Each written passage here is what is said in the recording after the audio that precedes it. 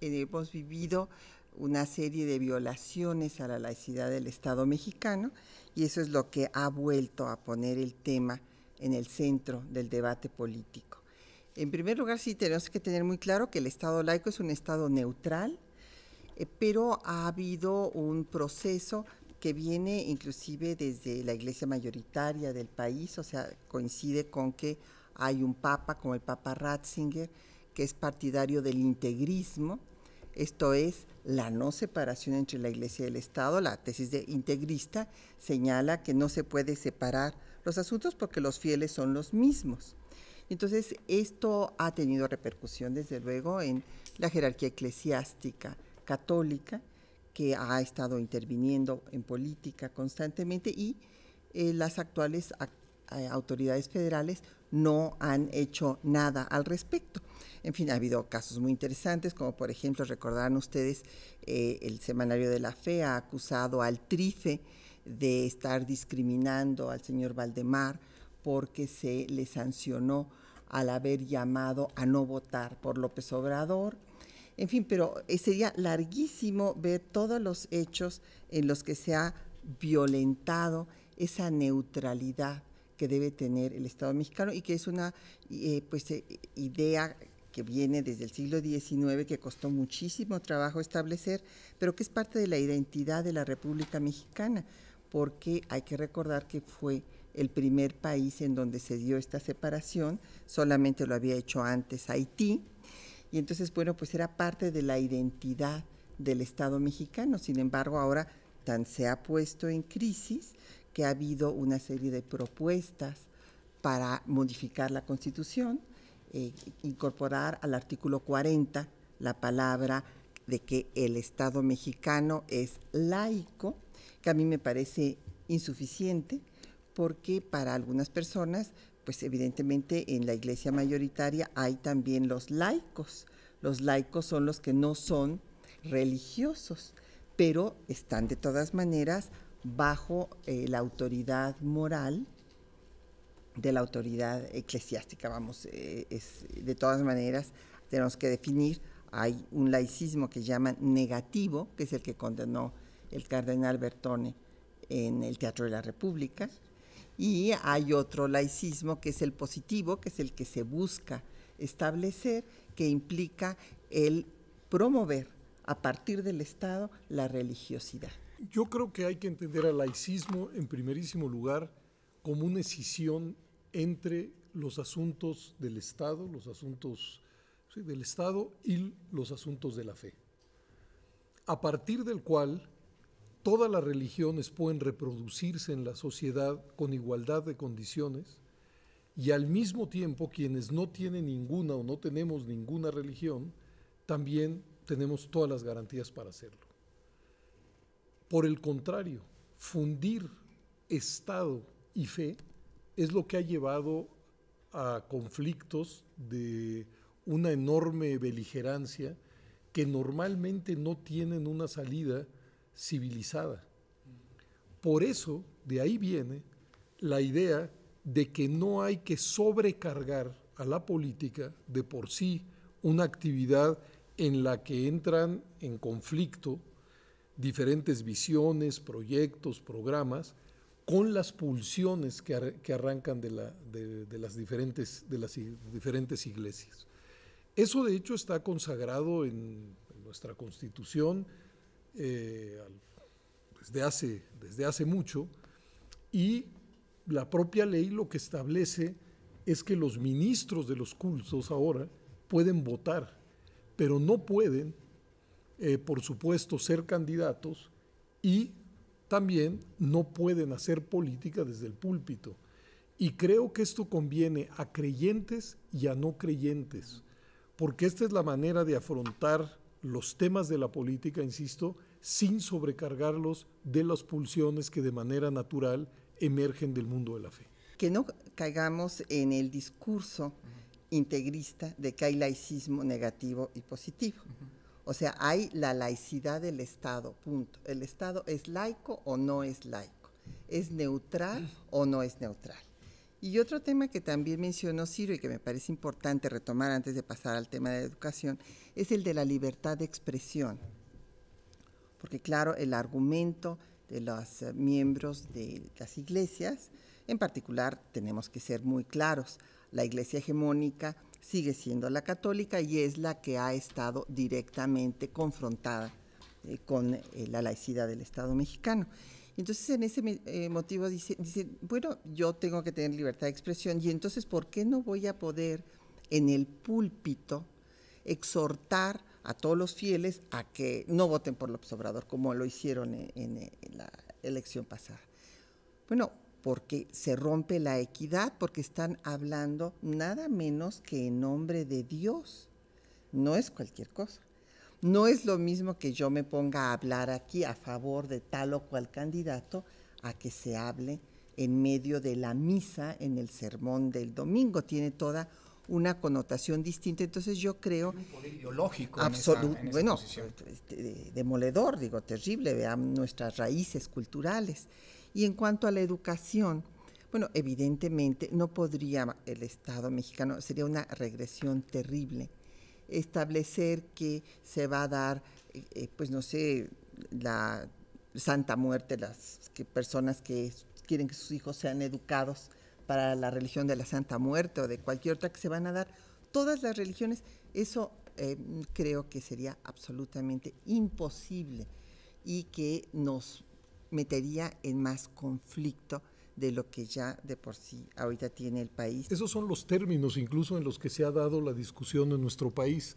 Y creo que los constituyentes de 1917 entendieron bien que se trataba de entender a la escuela no como una continuación de lo que sucede en los hogares, sino en muchos casos como una incluso ruptura con lo que sucede en los hogares. ¿Por qué?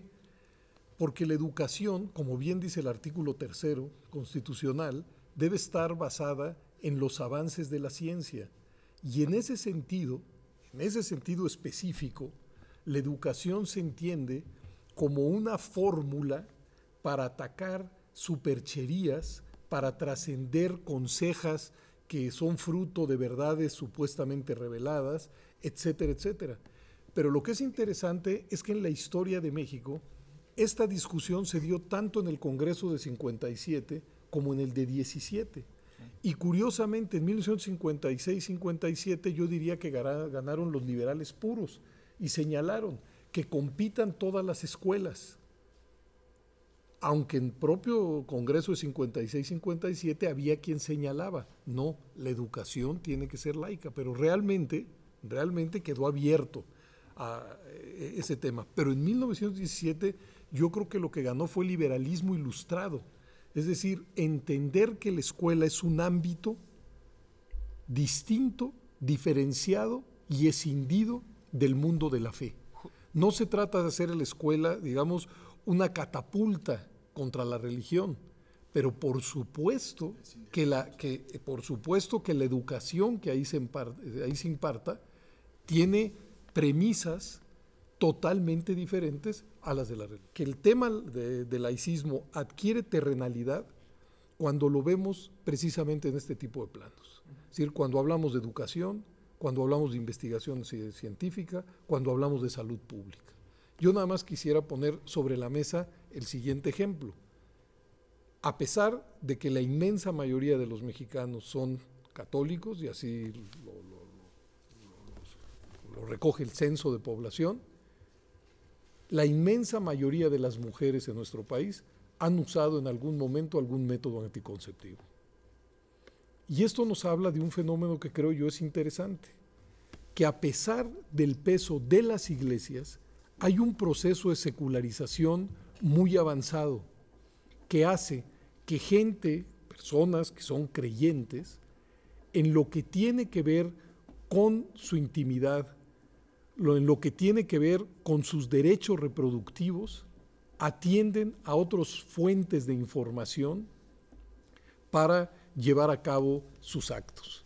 Para decirlo de otra manera, en materia de salud y de salud pública, yo creo que ha sido necesario que las autoridades, el Congreso, trasciendan muchas de las prohibiciones que emanan de las iglesias para lograr que, por ejemplo, en materia de salud reproductiva, pues los ciudadanos tengan acceso a los métodos anticonceptivos. Yo creo que es un botón de muestra más que expresivo, más que elocuente. Es decir, esta separación entre iglesia y Estado no fue, digamos, no fue un tránsito sin conflicto, es una enorme guerra incluso, que para hacer posible las disposiciones de la Constitución del 57, el país prácticamente entró en una conflagración de enormes dimensiones.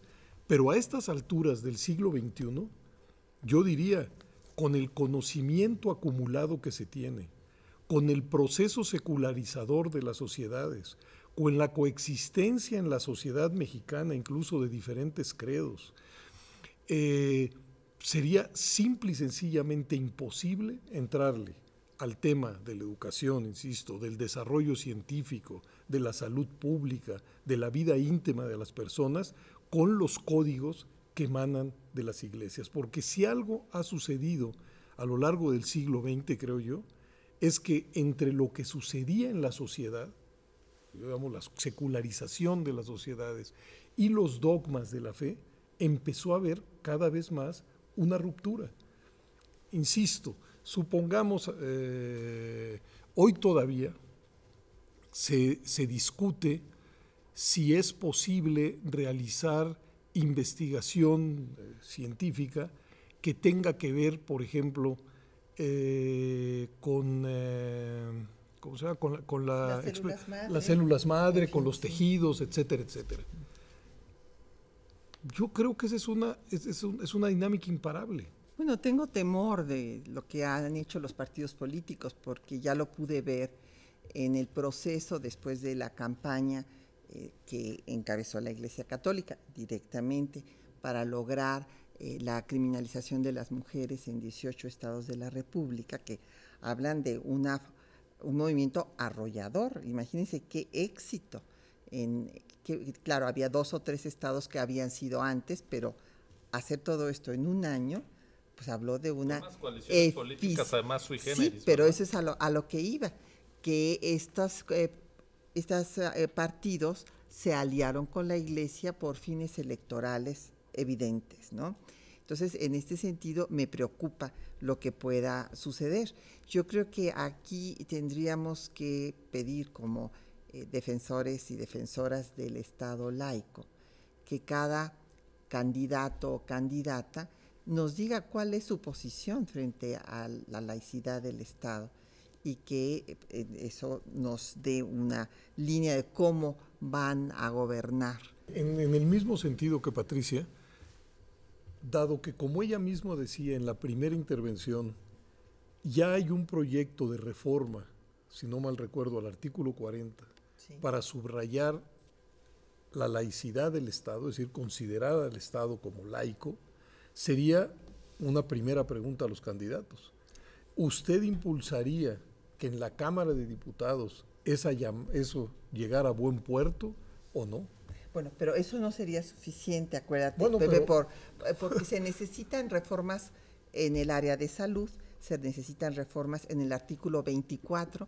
Tenemos tú que estuviste, ahora sí que se cambiaron los papeles, estuviste citando a la Constitución de 57 y demás, y el texto que tenemos en 24 viene desde el siglo XIX, en donde fue un gran paso después de que todas las constituciones marcaron la intolerancia, se pasó a la libertad de cultos, pero ahora deberíamos de pasar a la libertad de convicciones filosóficas, no nada más para tener un culto, para tener otro. En el terreno estrictamente electoral, creo que las disposiciones que intentan que no se mezcle la religión y la política siguen vigentes y no se violan. Por ejemplo, en México no tenemos partidos que hagan, hemos tenido hasta candidatos, eso sí, pero no hemos tenido partidos que en su nombre, en sus proclamas, en el centro de sus dichos, esté la cuestión religiosa, hasta donde yo recuerdo. Lo otro es la perenne intención de las iglesias de ampliar su radio de acción, incluso en terrenos, digamos, donde pueden acabar vulnerando precisamente la coexistencia de la diversidad de credos en la sociedad. A eso es, creo yo, a lo que hay que regular y a lo que hay que ponerle un dique. El propio artículo 24 de la Constitución garantiza la libertad de cultos, y qué bueno que así sea. Sería una política absolutamente impertinente tratar, digamos, de agredir o de no garantizar el ejercicio de ese derecho a los ciudadanos.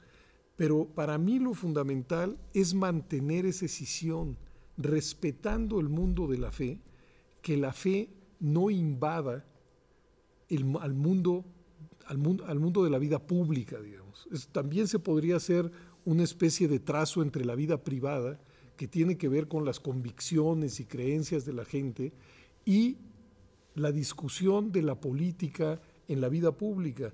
Entonces, ojalá a lo largo del proceso electoral, los partidos, los candidatos, los medios, todos nosotros, seamos conscientes y no echarle, digamos, ese fuego a esa hoguera.